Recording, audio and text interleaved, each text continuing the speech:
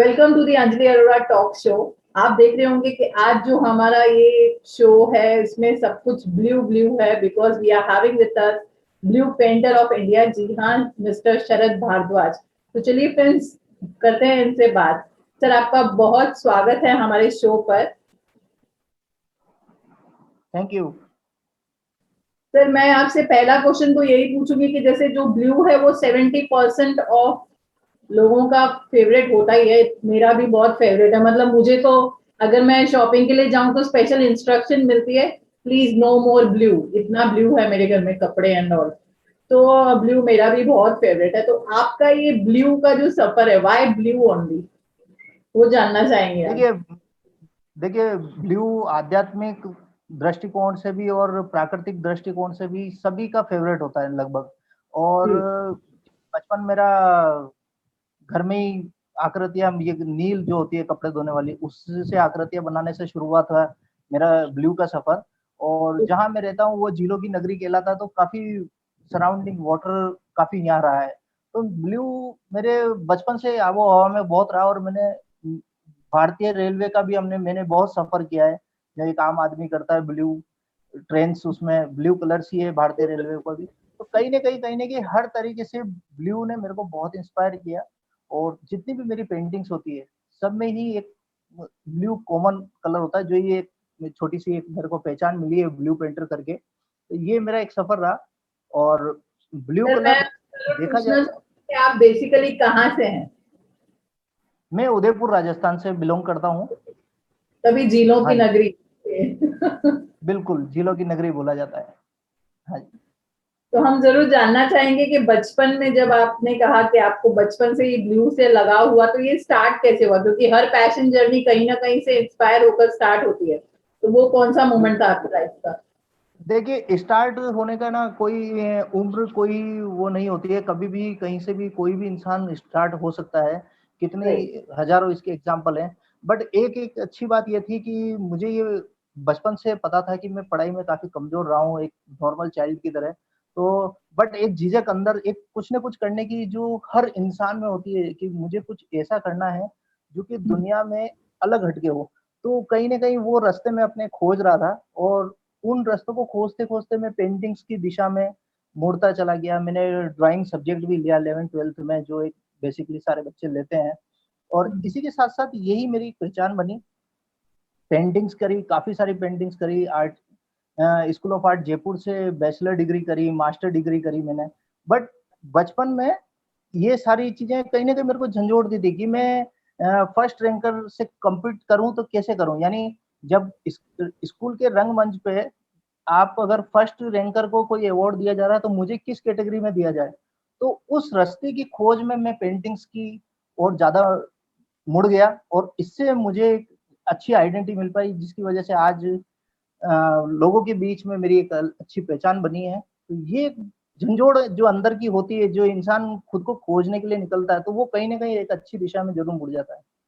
Right. वो चीज रही। हाँ सर, जी। मैं आपको बताना चाहूंगी कि और मैं दर्शकों को भी दिखाना चाहूंगी आपकी इंट्रोडक्शन रील, जो आपकी ब्लू पेंटिंग्स है उसकी जो हमने छोटी सी इंट्रोडक्शन रील बनाई है। तो मैं जरूर दर्शकों को दिखाना चाहूंगी। Thank you.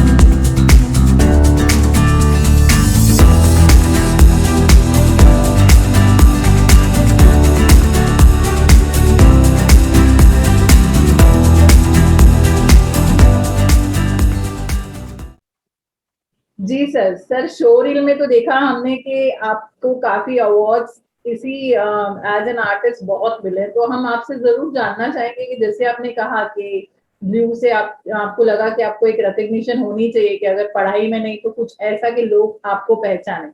ये हर किसी की ख्वाहिश होती है कि हमारी खुद की पहचान हो। तो बिल्कुल। किस तरह से ये स्टार्ट हुआ? मतलब आपने जब पेंटिंग करना स्टार्ट किया तो आपने ब्लू कलर को ही क्यों चूज किया? देखिए, मतलब मैं जैसे ब्लैक एंड व्हाइट टीवीज का दौर था उस समय, मेरे पेरेंट्स ज्यादा एफोर्ड नहीं कर सकते थे, कि मतलब ऐसा नहीं कि कलर टीवीज का ज्यादा दौर नहीं था, तो जितने भी तमाम पेंटर्स की जीवनियां और जो उन दिनों ब्लैक एंड व्हाइट टीवीज पे दिखाई जाती थी, तो जीवनी तो समझ में आती थी लेकिन उनके कलर्स नजर नहीं आते थे। तो कहीं ना कहीं मुझे ये लगता था कि they are great, but they are simply great, but उन कलर्स का प्रभाव मुझे नहीं मिलता था।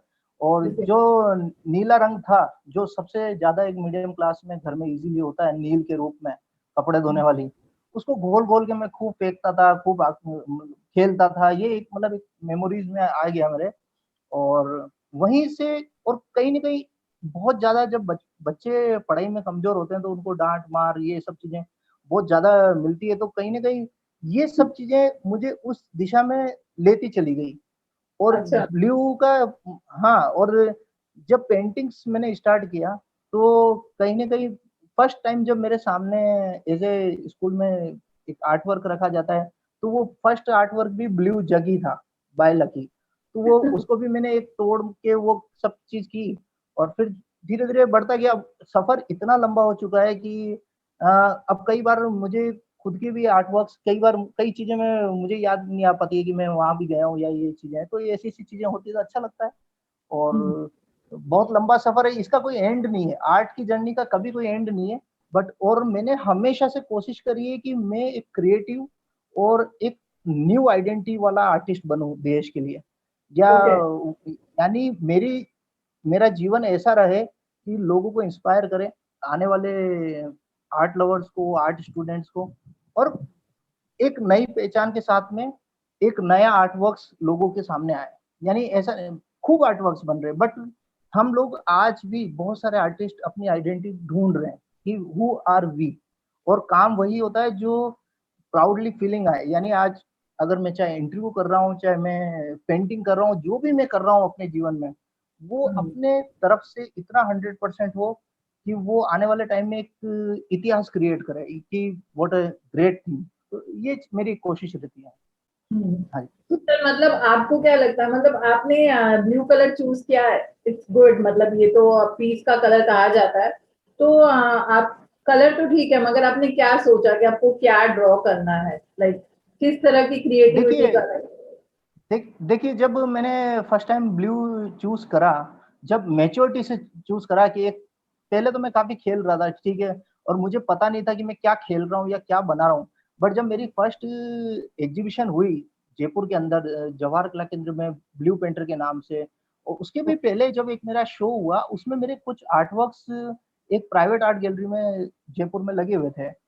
तो वहां पर जब वो एग्जिबिट हुए, तो वहाँ टाइम्स ऑफ इंडिया की एक रिपोर्टर आती है, और वो बहुत आराम से आधा एक घंटे तक वो निहार के, और फिर मुझे काफी सारे डिस्कस करती है, और फिर वो मुझसे बोलती है कि शरद, तुम्हारे पेंटिंग्स पे काफी ब्लू आता है, यू आर बो इन ब्लू करके उन्होंने एक आर्टिकल मेरे ऊपर टाइम्स ऑफ इंडिया के अंदर फर्स्ट टाइम लिखा। तो जब वो आर्टिकल बो एंड ब्लू का मेरे ऊपर आया, वहां से लोगों ने कि यार ये तो ब्लू करता है, वो मेरी थोड़ी थोड़ी छवि खुलने लगी। आज से 15-20 साल पहले की बात है ये।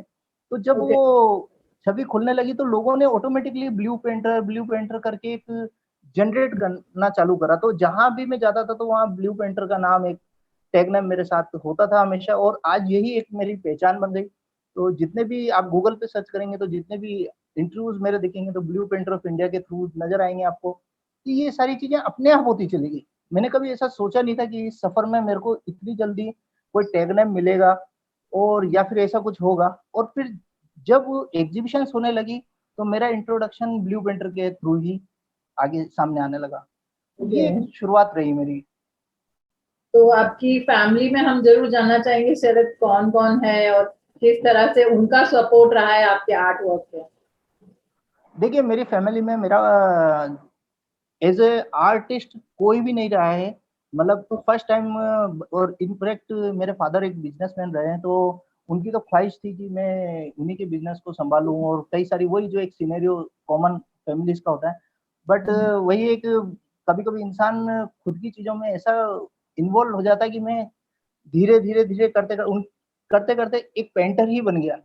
तो वो चीज, बट उनको, उन्होंने बहुत सपोर्ट किया है, और उनको बहुत अच्छा लगता है जब वो, एक सिंपल फैमिली से मैं बिलोंग करता हूँ, तो पूरे परिवार में खुशी का माहौल होता है जब वो लोग इंटरव्यूज देखते हैं, न्यूज कटिंग्स देखते हैं। तो आज they are very feeling proud on me actually, और उनकी बहुत सारे आशीर्वाद हैं। तो उसी की वजह से मैं निरंतर आगे बढ़ता जा रहा हूँ। मेरी वाइफ का भी काफी मेरे प्रति सपोर्ट है, और वो भी मेरी क्लासमेट रही है बैचलर डिग्री में कॉलेज में। तो एक प्यार मोहब्बत की भी कहानी मेरे जीवन से ताल्लुक रखती है। तो बड़ा अच्छा सफर है जीवन का, तो बढ़ रहे हैं आगे। मैं हाँ जी। जरूर आपको यहाँ पे थोड़ा सा पता ना मस्ती करना चाहूंगी कि आपने कहा कि आपकी वाइफ का भी काफी सपोर्ट रहा है, आप कॉलेज से ही क्लासमेट हैं, तो मीन्स लव मैरिज समथिंग। तो ऐसा होता है कि आप एनिवर्सरी पे कोई ना कोई ब्लू चीज ही ले आते हैं और वाइफ बोलती है बस हो गया ब्लू। देखिए मैंने अभी तो शादी के बाद ना सभी हस्बैंड वाइफ एक समान हो जाते हैं, मतलब इतनी ज्यादा वो मौज मस्ती आज भी हमारी रहती है। बट आपको इनफैक्ट मैं आपको एक ट्रूथली मैं बताना चाहूंगा कि आज तो काफी सारे मीडिया और कम्युनिकेशन से मैं जुड़ रहा हूँ मेरी प्रोफाइल और मेरे आर्टवर्क्स के थ्रू। बट जिन दिनों में फर्स्ट टाइम कॉलेज में था तो मेरा सिर्फ एक मकसद था, और वही मकसद, मैं सिर्फ अपने आर्टवर्क्स को उस रिपोर्टर्स को शेयर करता था जो अखबार उनके घर जाता है। तो जब वो अखबार उनके घर जाता था तो मतलब मेरा एक टारगेट ही वही था, इससे ज्यादा मेरी सोच नहीं थी। मेरा सिर्फ ये था कि मुझे कोई अचीवमेंट मिले तो मैं सिर्फ उस न्यूज़पेपर को शेयर करूं जो अखबार उनके घर पे जाता, तो वहां पर मेरा अच्छा इंप्रेशन पड़े। बट वो अखबार सिर्फ उनके घर नहीं गया, वो दुनिया में भी गया। तो कहीं ना कहीं वो दुनिया में जो गया उसकी वजह से एक तो मेरा फोर्स चल रहा था उनके घर पे अच्छा इंप्रेशन बनाने के लिए, बट वो दुनिया में जो गया वो भी एक गुड गुड लक का मेरे साथ काम करता गया। तो आज वो पुरानी अखबार की कटिंग्स ही मेरे साथ काफी सारी आज भी है इसलिए तो ये शुरुआत रही, और आज भी हम लोग अच्छे से एंजॉय कर रहे हैं। बिल्कुल। तो जैसे कि शरद जी, मैं आपको बताना चाहूंगी कि जो हमारे शो की टैग लाइन है वो अनफोल्डिंग द पैशन जर्नी। तो आपके हिसाब से पैशन क्या होता है? जैसे आपने कहा कि किसी ने आपको देखा ब्लू बॉय बोला तो यू स्टार्टेड विद दैट। कब ये जो जुनून है आपके अंदर के आपको और अपना recognition, because there is no end to recognition, कुछ ना कुछ हार्ड वर्क करते रहना पड़ता है ताकि लोग आपको हमेशा याद रखें। तो आप अपने ये बिल्कुल। पैशन के लिए और क्या करते हैं? आपके क्या देखिए प्लान? मैं देखिए मेरी बहुत सारे प्लानिंग्स हैं। इवन ब्लू, कई बार बहुत सारे लोग मेरे से पूछते हैं कि वाई खाली ओनली ब्लू। तो मुझे ऐसा लगता है कि जितने भी कलाकार हैं, चित्रकार हैं, चाहे थिएटर आर्टिस्ट हैं, चाहे मूवी आर्टिस्ट हैं, आप देखिए वो 1/4 लैंड पार्ट पे ही आज भी अपनी हुकूमत, अपने कलाकारी को दिखा पा रहे हैं। मतलब, राइट। तो मुझे तो ब्लू का कोई एंड ही नजर नहीं आता है। आकाश भी असीमित नजर आता है, प्लैनेट्स हैं, they are many galaxies also, under water समुद्र की गहराई जैसा अलग है। तो अगर मुझे तो अगर मौका दिया जाए भारत सरकार द्वारा तो मैं तो ब्लू सी के अंदर ब्लू शिप के ऊपर भी एग्जीबिशन करने को तैयार हूँ। तो मेरी बहुत सारी चीजें हैं। और मैं सबसे एक अच्छी बात यह है कि मुझे कभी भी बहुत सारी पेंटिंग्स मेरी बिकी है, कई सारी म्यूजियम्स में गई है, कई सारी जगहों पे गई है। तो कई बार मुझे फोर्स किया जाता है कि आप उसी तरह का आर्ट वर्क करें या ऐसा कुछ करें। तो कई बार मेरे को बोला भी गया कि इतना बड़ा आर्ट वर्क तो बिकेगा नहीं, जैसा मेरा ब्लू एलिफेंट एक 16 फीट बड़ा लिम्का बुक में रहा, तो ओके। वैसे आर्ट वर्क रहे। तो ये सब चीजें ना, मुझे मुझे ऐसा लगता है कि डजेंट मैटर कि कुछ बिकेगा ना बिकेगा, बट मेरी कोशिश ये हमेशा ये रहती है कि कुछ ना कुछ ऐसा होता रहना चाहिए डेली मेरी blue painter as a artist life में, कि वो लोगों को इंस्पायर करे और मुझे भी हजारों लोगों से जुड़े। और कहीं ना कहीं वो चीजें मुझे सोने नहीं देती है। मतलब ऐसा नहीं है कि कोई मतलब, स्पेशली मैं आपको बताऊं कि कोई ऐसी चीज नहीं है कि कोई चीज मिल गई और मैं बहुत खुश हो गया हूँ और फिर मुझे ऐसा लगने लग गया है कि अभी मेरे से आगे कोई है ही नहीं, या मतलब मैंने बहुत कुछ पा लिया है। तो पाने जैसा कुछ भी नहीं है, यहाँ पर सफर है, लंबा सफर है, डेली सफर है, और डेली आपको चलते रहना है। मतलब, और हर पीढ़ी अपनी हम उम्र के लोगों को खूब प्यार देती है। तो मैं चाहता हूँ कि मेरी जिस जनरेशन में मैं बढ़ रहा हूँ या पैदा हुआ हूँ, तो वो पीढ़ी मुझे खूब प्यार दे, क्योंकि एक समय बाद में आपके तमाम आने वाले जो लोग हैं वो सिर्फ आपका इतिहास पढ़ते हैं, बट आपको अपनी हम उम्र पीढ़ी से ही मिलता है। तो मैं भी निहायती वही ख्वाहिश रखता हूँ, ये चीजें। सर मैंने सुना है कि आपका काफी मतलब बॉलीवुड बॉलीवुड सितारों के साथ भी आपका मिलना जुलना हुआ था जब आपने पेंटिंग के बारे में अपनी पहचान बनाई, तो उस बारे में जरूर हम जानना चाहेंगे।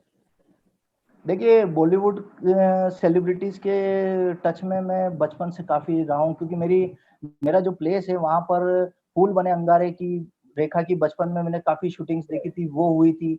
इनफैक्ट रानी मुखर्जी की चलो इश्क लड़ाए की शूटिंग में मैंने उनसे एक बार एक ऑटोग्राफ भी लिया था।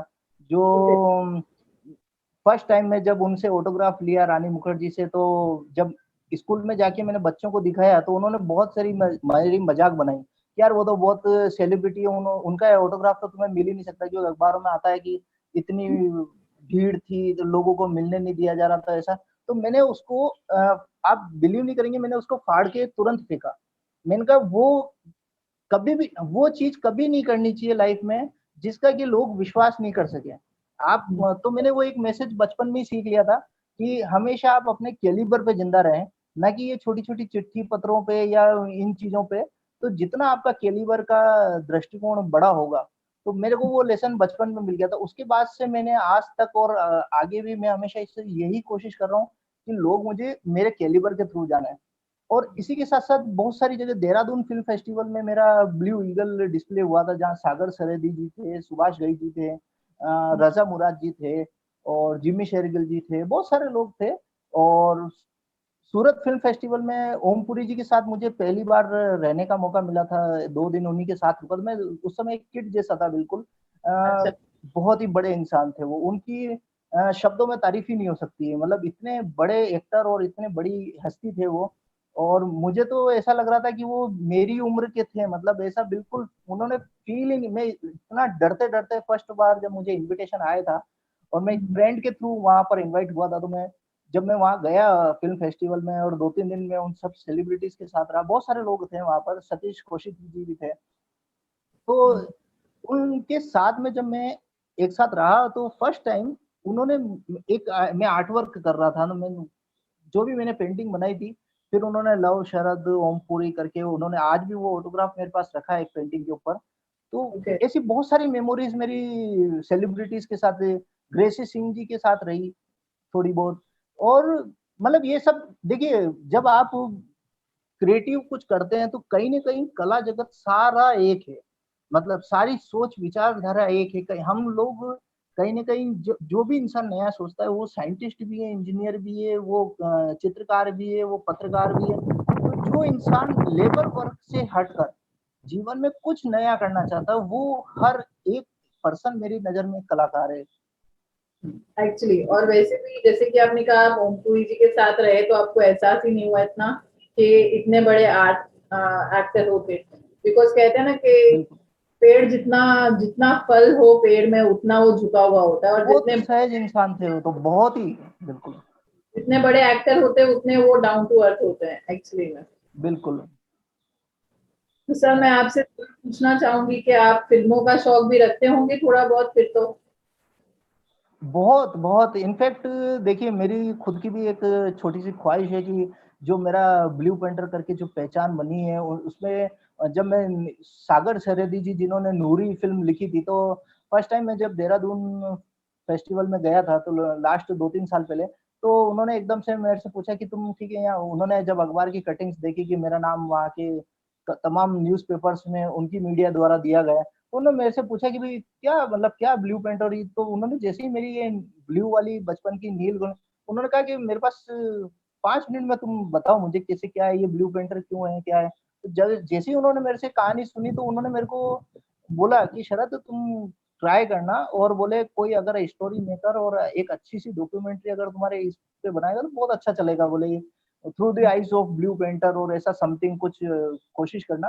तो मेरी तो बचपन से ख्वाहिश रही है कि मैं फिल्मों से भी जुड़ूं, बट वही है कि कुछ पारिवारिक जिम्मेदारियों के कारण मैं थोड़ा उस दिशा में गया नहीं, बट मैंने उस दिशा को कभी छोड़ा नहीं। काफी आर्टवर्क्स मेरे आज भी उन लोगों के बीच में हैं जो कि देश के, विश्व के नामचीन सितारे कहलाते हैं।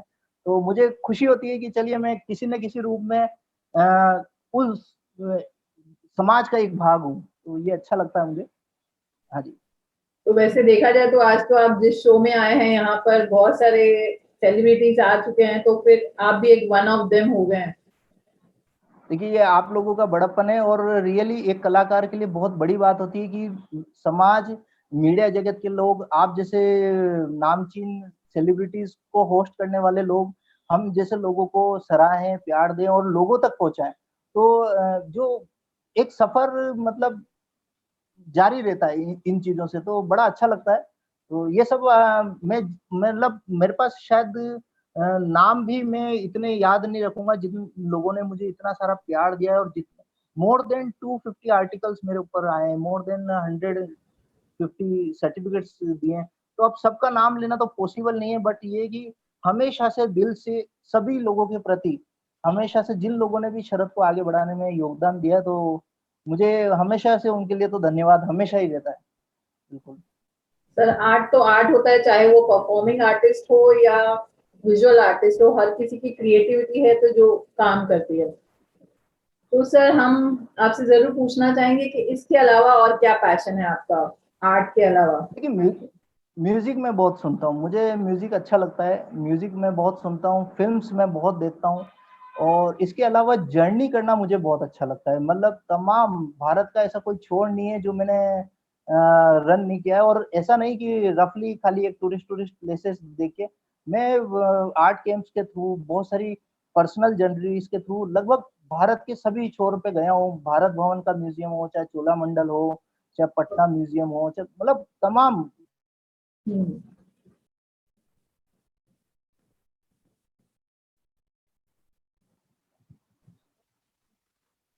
जी सर। ओके।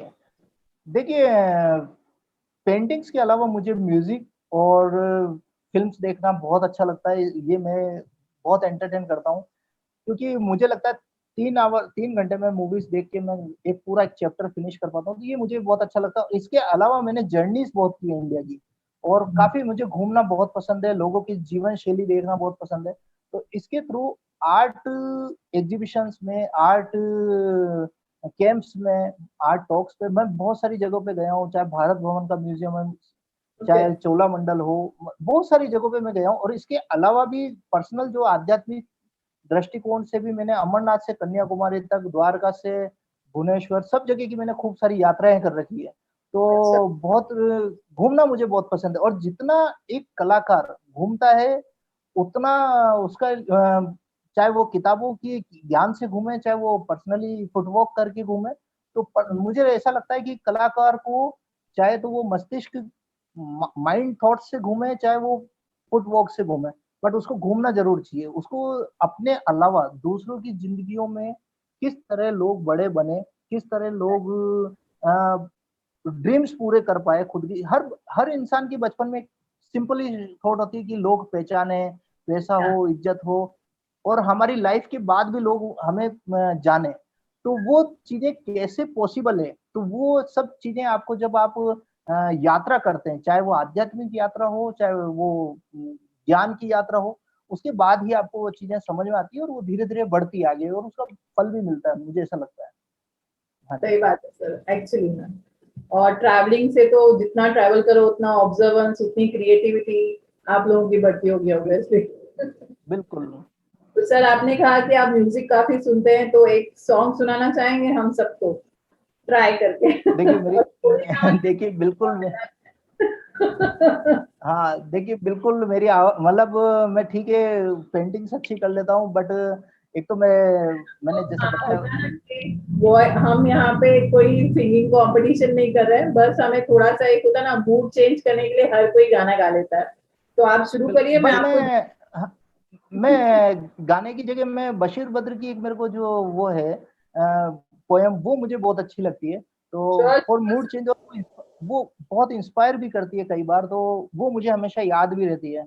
आंखों में रहा, दिल में उतर कर नहीं देखा, कश्ती के मुसाफिर ने कभी समंदर नहीं देखा, क्या बेवक्त बात। अगर जाऊंगा तो सब चौक पड़ेंगे, एक उम्र हुई कि दिन में कभी घर नहीं देखा, जिस दिन से चला हूँ मेरी मंजिल पर नजर है, आंखों ने कभी मील का पत्थर तक नहीं देखा, खत कैसा लिखा है कि नगीने से जड़ा है, वो हाथ की जिसने कोई कंगन नहीं देखा, पत्थर दिल कहता है मेरा चाहने वाला, मैं मोम हूँ उसने मुझे छूकर नहीं देखा।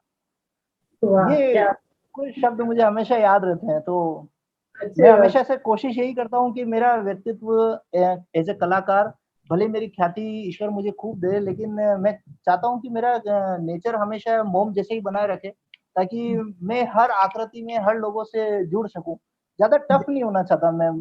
ये मेरा एक नहीं मतलब होना ऊपर वाले से। हाँ। चाहिए। सर लेकिन हाँ ऐसा जी। नहीं कि आपने ये वर्ड सुना दिए, लाइंस जो अच्छी इतनी सुनाई आपने, उसके बाद आप गा नहीं सकते। सर आपका एक फेवरेट सॉन्ग बताइए, हम जरूर ट्राई करेंगे।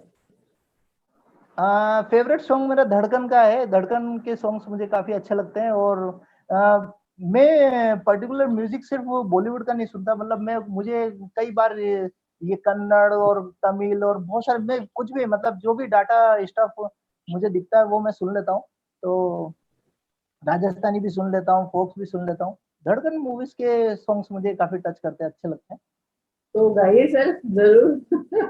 ये गाना हैं। बिल्कुल। पता ना ऑडियंस आपसे सॉन्ग सुनने के लिए। फर्स्ट टाइम ऑन रिकॉर्डिंग, मतलब मेरे को पता नहीं है लोग बोर होंगे या सुनेंगे क्या, बट कोशिश करते हैं, बिल्कुल एक बार कोशिश करता हूँ।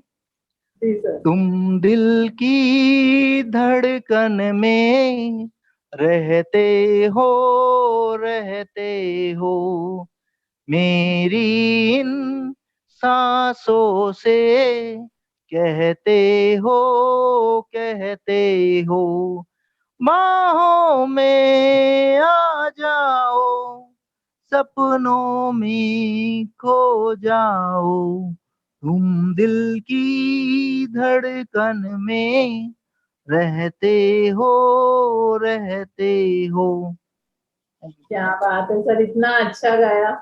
ऐसे ही आप एक्चुअली एक तो पहले ही आवाज अच्छी नहीं होगी, और फिर माइक से पता नहीं कैसा रिकॉर्ड हुआ होगा, तो ये बहुत ही लोगों के लिए बहुत अजीब होगा थोड़ा। अच्छा गाया, and I am sure audience को भी अच्छा ही लगा होगा। आपको कमेंट्स में थैंक यू। दिखेगा। होप अच्छा लगा हो। हमारा मानना है कि मुझे लगता है कि हर आर्टिस्ट का एक अपना एक पर्सनल टिप होता है जो एक वो यूज करता है ड्रॉ करते वक्त। तो आप कुछ टिप देना चाहेंगे, आर्ट टिप हमारे ऑडियंस को? देखिए आर्ट टिप ऐसी कोई मैंने खूब सारे यूट्यूब इंटरव्यूज भी मैं लोगों के देखता हूँ, सुनता हूँ, मैं बचपन से फिल्मों को भी देखता हूँ, तो ऐसा कुछ भी आर्ट में टिप नहीं होता है कि आप पर्टिकुलर उस कॉलेज से डिग्री कर लें, या आप फलाना किसी नामचीन कलाकार का डेली हैप्पी बर्थडे वगैरह टैग करके फेसबुक वगैरह पे डालें, या फिर आप कोई ये जो आजकल की जनरेशन, मतलब मैं जो ऑनलाइन आप सब भी देख रहे हैं और मैं भी देख पा रहा हूँ, तो ऐसा कोई आर्ट टिप नहीं है, या फिर ऐसा भी नहीं है कि 100 करोड़ की बजट की फिल्म है तो वो 100% हिट हो ही जाएगी। देखिए जी आर्ट में कोई भी शॉर्टकट नहीं है, इट्स नॉट ए साइंस कि आपने एक फॉर्मूला सीख लिया है बस अब प्लस माइनस ही चलेगा। ये हमेशा एक क्रिएटिव का दौर है, और आपको निरंतर अपने आप को निखारना पड़ेगा, ना तो आप लोगों से प्रभावित होकर अपने आप को उस तरह से तबाह कर लें, क्योंकि कई बार क्या होता है कि आप दूसरों की एक्टिंग या दूसरों की पेंटिंग्स देख के आप सोचते हैं कि अच्छा ये बिक रहा है तो हम बस यही बनाना चालू कर देते हैं, और फिर अब ऐसा ही कुछ कर लेते हैं, तो ये सब चीजें ना कुछ समय बाद रुक जाती है। मुझे लगता है कि सबकी अपनी जीवन अपने अपने दृष्टिकोण नए नए हैं, तो मुझे लगता है कि आपको जो भी हुनर आता है, चाहे म्यूजिक आता है, चाहे पेंटिंग्स आती है, चाहे फिल्म मेकिंग आती है, कोई भी हुनर आता है, चाहे आपको आपकी दूसरी क्षेत्र में भी पढ़ाई रही है, तो मुझे लगता है कि आपको सिर्फ उस ज्योमेट्री बॉक्स का यूज करना चाहिए जो इंस्ट्रूमेंट हमें बचपन में दिए गए थे, और जी लेकिन उन ज्योमेट्री बॉक्स से लाइफ को खुद को ही खुद के एंगल्स से खुद के माइंड सेट्स से निकालनी चाहिए। तो जी मैं नई जनरेशन से मैं सिर्फ एक ही चीज कहना चाहूंगा कि थोड़ा स्मूथ ही रहें, और बहुत ज्यादा ये ना सोचें कि कोई एक न्यूज आर्टिकल आ गया है तो बस, या फिर बहुत बड़े बड़े डिमांड्स होने लग गए हैं, या आप समाज में किसी से भी जुड़ते हैं तो कई बार मैं बच्चों को देखता हूँ कि कहीं पर उनको अगर प्लेटफॉर्म दिया जाता है तो they are asking money first time कि कितना मिलेगा, कितना क्या होगा। अब वो ये नहीं सोचते कि हम यहाँ पर अपनी प्रतिभा को कितना अच्छे तरीके से दिखा सकते हैं। वो फर्स्ट टाइम ही मतलब वो चीजें होती है, तो वो सब चीजों से बचें। देखिए आपका अगर नाम फेमस होगा या आपका काम अगर अच्छा दुनिया में जाएगा तो वो नो डाउट धीरे धीरे बहते बहते वो सब चीजें देगा जो आपके जीवन की नीड है। बट शुरुआत में थोड़ा सा हम्बल रहे। शुरुआत में क्या, मैं हम्बल रहना कोई गुना नहीं है, पूरी जिंदगी रहना चाहिए मुझे ऐसा लगता है। और इजी गोइंग रहे, लोगों के काम आए, लोगों के काम आने से भी आपको कई बार काम सीखने को मिलता है। कई बार राइट। आप सीनियर आर्टिस्टों के साथ एग्जीबिशंस में हेल्प करवाते हैं या जाते हैं आते हैं, तो आप माइंडसेट ऐसा रखें कि वहां से कुछ सीखना चाहते हैं। आप माइंडसेट वहां ये ना रखें कि हाँ मैं सिर्फ इसको खुश करूंगा तो मेरा कोई ना कोई अवार्ड फिक्स है या ये फिक्स है। ये ऐसे माइंडसेट के साथ नहीं, कुछ सीखने के दृष्टिकोण से वहां जाए तो कहीं ना कहीं आप ज्यादा समय दे पाएंगे और ज्यादा सीख पाएंगे। तो मैं बहुत सारे, जब मैं कॉलेज के दौर में था तो मैं कई बार जाता था, कई लोगों के साथ मैंने अपने आप को हमेशा हेल्पफुल रखा। तो खुद की पेंटिंग्स करने के साथ साथ और छोटी छोटी चीजें होती है बेसिक जो सबके जीवन में होती है। आपको अगर कैंप्स वगैरह में गए हैं, कलर्स आपको ऑफर किए गए हैं या कुछ आर्ट मटेरियल्स दिया गया है तो उसको वेस्ट ना करें। या फिर आपको प्रोवाइड किया गया है तो आप ज्यादा से ज्यादा पीछे जो दूसरे बच्चे अगर आप आपके लायक, आपको पता है कि मेरे घर पे जाने के बाद वेस्ट होने वाला है तो उसको वही डिस्ट्रीब्यूट कर दे, ताकि वो छोटे छोटे कलर्स से क्या पता मेरे जैसा कोई पर्सन निकल के आए समाज में जो उनको घोल के या कुछ आकृतियां बना के और अचंभित कर सके, रोमांच दे सके समाज को। तो मुझे ये सब चीजें लगती है। शॉर्टकट बिल्कुल नहीं, आप सिर्फ अपने काम को डेली बेस पे करते रहें, जो भी कर रहे हैं वो बेस्ट है। बस उसको आपको हर जगह फैलाने की कोशिश करनी चाहिए बस। हाँ जी, सर, और शॉर्टकट्स वैसे भी लॉन्ग टर्म नहीं रहते हैं, हार्ड वर्क ही बिल्कुल लॉन्ग टर्म रहता है। बिल्कुल बिल्कुल। हाँ जी, तो मैं आपसे जरूर पूछना चाहूंगी, आपके अभी प्लान्स क्या हैं? मतलब अभी एग्जीबिशंस वगैरह, I think so lockdown open हो रहा है तो स्टार्ट होने वाली है, तो आपके बिल्कुल। क्या प्लान्स हैं? देखिए अभी मेरे कुछ हार्ड वर्क्स चल रहे हैं जो बिहाइंड स्टेज हैं, और कुछ एग्जीबिशंस की भी प्लानिंग्स है ऑब्वियसली, कुछ सोलो शोज की, कुछ चीजों की प्लानिंग्स है। बट क्योंकि अब आर्ट वर्क्स को एग्जिबिट करना और काफी इन्वेस्टमेंट होता है, मतलब जैसा कि पेंटिंग्स को एग्जीबिशन में ले जाना, तो कैटलॉगिंग, आपका गैलरी का खर्चा। तो अब जो कोविड का जो एक थोड़ा सा टाइम जोन आर्थिक रूप से थोड़ा सा ऐसा निकला है, तो इसको ध्यान में रखते हुए कुछ एग्जीबिशंस होगी। बट समय अनुसार धीरे धीरे धीरे धीरे बड़े लेवल की एग्जीबिशंस ऑल ओवर वर्ल्ड में आने में अभी थोड़ा सा टाइम लगेगा आपको। जो मेच्योर एग्जीबिशंस है, क्योंकि लोगों के इन्वेस्टमेंट्स उन पे काफी भारी हो जाते हैं, तो बॉम्बे, दिल्ली, बाहर या कहीं भी जो भी बड़ी बड़ी एग्जीबिशंस है, तो वो एटलीस्ट मुझे लगता है कि 6-7 महीने बाद ही आपको मेच्योर एग्जीबिशंस देखने में दिखने लगेगी आपको। तो उन दौरान मेरी भी एग्जीबिशंस कुछ प्लानिंग्स अंडर प्रोसेस है, तो अगर ईश्वर चाहेगा तो वो भी लोगों के सामने आएगी। और इस बीच में काम डेली चल रहा है, काम रोज हो रहा है, इंटरव्यूज के सेशंस के थ्रू, वेबिनार्स के थ्रू, आप लोगों के जुड़ाव के थ्रू। और इसी के साथ साथ जो पर्सनल आर्ट वर्क्स होते हैं जो कई बार बायर्स द्वारा खरीदे जाते हैं, वो सब चीजें ऑनलाइन काम, कभी मार्केट कभी नहीं रुकता है। बट जो एक फुटफॉल वाला है वो एक कोविड का थोड़ा इंतजार कर रहा है कि लोग आए, लोग देखें। और प्रैक्टिकली चाहे आप कितना भी वर्चुअल दुनिया में चले जाएं, फुटवॉक पे जो प्यार मिलता है, क्योंकि वर्चुअल दुनिया में कुछ समय होता है, कुछ मिनट्स होते हैं, लेकिन प्लेटफॉर्म जब फुटफॉल होता है तो जो लोग जुड़ते हैं। आज कई ऐसे कला जगत के, कई ऐसे मीडिया जगत के लोग हैं जो आज से मेरे 15 साल 20 साल पहले भी अगर किसी आर्ट एग्जीबिशन में आए थे तो आज वो मेरे लिए बहुत बड़े भगवान बन चुके हैं। मतलब तो ये एक मेरे लिए बहुत पर्सनली महत्व रखता है कि जो पर्सनली जुड़ता है उसकी बात ही अलग होती है। होती है हाँ पर्सनल जी, मिलने से बहुत मतलब एक अलग सी बात हो जाती है, वर्चुअल मिलने में भी अलग बात होती है ऑब्वियसली। तो बिल्कुल या श्योर कि हम भी पर्सनल मिलेंगे जब भी आप आए मुंबई। बिल्कुल बिल्कुल, सौभाग्य रहेगा मेरा, बिल्कुल मैं आपको जरूर इनवाइट करूंगा जल्दी। हाँ जी। जी। तो सर, मैं आपसे पूछना चाहूंगी कि आप हमें आपसे मिलकर बहुत ही खुशी हुई, आपको हमारे शो पर आकर कैसा लगा? देखिए बहुत अच्छा लगा और मैं आपसे काफ़ी प्रभावित हो रहा था और मैं देख रहा था कि बॉलीवुड के कई नामी चेहरों को आपने होस्ट किया है और उन्होंने बड़ी सादगी से आपके लंबे-लंबे सेशंस किए हैं, तो मुझे तो बड़ा गौरव फ़ील हो रहा था कि इतने बड़े नामचीन सेलिब्रिटीज़ के सेशन में इन्विटेशन मिला, तो मुझे तो बड़ी सौभाग्य जैसे फ़ील आ रही थी। और अभी मुझे ऐसा लग रहा था कि जिन लोगों को आपने कवर किया है, उनकी उम्र मैंने रोहिणी हतांगे जी का देखा मैंने आपके साथ में सेशन, तो वो लोग तो बहुत बहुत बहुत चीजें कर चुके हैं। तो मुझे ऐसा लगा कि ये मेरे लिए बहुत बड़ी गौरव की बात थी कि उन लोगों के साथ में आपके सेशंस में ऐसे लोगों के साथ में आपने मुझे इनवाइट किया, तो मुझे बड़ा अच्छा लगा और मुझे खुशी हुई कि मेरी कला यात्रा को आपके थ्रू उन लोगों तक पहुंचाया जा रहा है और भी कई लोगों के तक पहुंचाया जा रहा है। तो ये मेरे लिए एक बड़ी, मैं कह रहा हूँ ना, मैं बहुत सारे लोगों का थैंक यू कह ही नहीं सकता हूँ कि मेरे पास सब सब मतलब इतने सारे नाम है कि मैं किस किस को थैंक यू कहता फिरूंगा तो इसलिए बहुत सारी चीजें हैं। तो मुझे तो मेरी तरफ से तो बहुत शुभकामनाएं आपको और मैं तो चाहता हूँ कि जो हमारा आज का सेशन है वो आगे भी फ्यूचर तक भी लोगों के लिए यादगार बना रहे और कभी और बड़े मंच पे दिखे ये चीज है। जरूर सर। और कहते हैं ना कि कला जगत में कोई भी छोटा बड़ा नहीं होता, सब लोग अपना अपने जगह पे अपना अपना एक रोल प्ले कर रहे हैं। जो हम यहाँ पर बातें करके जब एक दूसरे से अपनी बातें करते हैं तो हमें पता चलता है, लाइक बहुत बार ऐसे होता है कि लोग बोलते हैं कि मैं कौन हूँ, मेरे को तो कोई नहीं जानता, मगर कहीं ना कहीं जो हम एक बूंद बूंद कहते हैं ना, बूंद बूंद से सागर भर रहा है, तो वैसे ही बिल्कुल प्रकृति अपना काम तो कर ही रही होती है। बिल्कुल करती है बिल्कुल। सर मैं कहूँगी आपसे बहुत बहुत शुक्रिया हमारे शो पर आने के लिए। और शरद जी, रियली ये जो आपका एक ब्लू पेंटर ऑफ इंडिया है, हम चाहेंगे blue painter of the world तक वो पहुंच जाए आपका वो खिताब।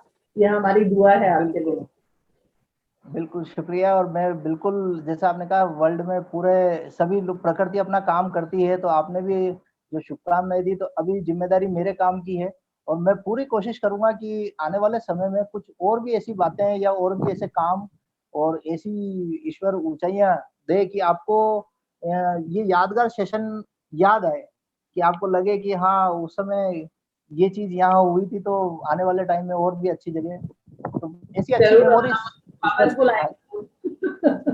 बिल्कुल बिल्कुल, एनी टाइम, मैं हमेशा के लिए तैयार हूँ। बिल्कुल, मुझे समाज में हर तरीके से कहीं भी कोई जुड़ने का मौका मिलता है तो मुझे तो बहुत खुशी होती है, जीवन थैंक यू। सफल लगता है ऐसा। Thank you so much. Thank you हाँ सो मच सर हमारे शो पर आने के लिए। बिल्कुल बिल्कुल, सभी को शुक्रिया शुक्राना। ये थे हमारे mister Sharad Bharadwaj, the blue painter of India. तो आई एम श्योर आपको हमारा ये शो जरूर पसंद आया होगा। और इवन मैं आपसे कहूंगी कि अगर आप हमारे शोज को पसंद करते हैं तो प्लीज हमारे साथ जुड़े रहिए, हमें सपोर्ट करिए हमारे पेज को लाइक करके और हमारे चैनल को सब्सक्राइब करके, सो दैट आप हमारा एक भी शो मिस ना करें। क्योंकि हम पूरी कोशिश करते हैं कि हमारे हर शो में हम एक ऐसी पर्सनालिटी को लाए जिनसे बातें करना और जिनकी बातें सुनना आप लोगों को बहुत ही पसंद आए, और बहुत सारा इंस्पिरेशन और मोटिवेशनल थॉट्स सुनना, किसी की लाइफ एक्सपीरियंस से बहुत कुछ हम सीख सकते हैं। तो चलिए फ्रेंड्स, जाती हूँ मैं, फिर मिलूंगी मैं आपसे अगले एपिसोड में किसी और पैशनेट गेस्ट के साथ। और हाँ, कहाँ आना है ये तो आप जानते ही हैं, वीडियो शॉर्ट्स एंटरटेनमेंट के चैनल पे, जहाँ होती है बातें उनकी जिनकी क्या बात है। तब तक के लिए अपना ध्यान रखिए। Bye bye.